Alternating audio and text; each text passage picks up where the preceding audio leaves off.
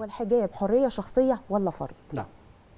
بسم الله الرحمن الرحيم، الحمد لله والصلاة والسلام على خير خلق الله محمد بن عبد الله صلى الله عليه وعلى آله وصحبه ومن والاه.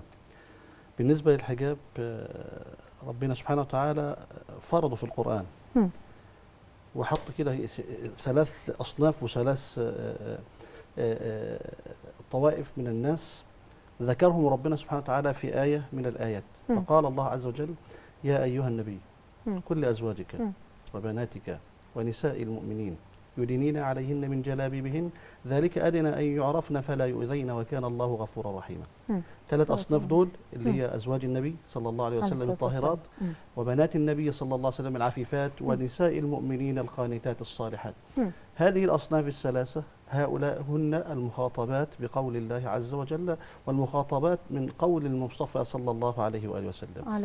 فإذا كانت المرأة المسلمة أو كانت الأخت التي تتكلم في الحجاب بعدم فرضيته أو حرية شخصية، إذا كنت حضرتك من ال3 أصناف دول فأنت المخاطبة، وإن لم تكوني من هذه الأصناف فلا حجاب عليك.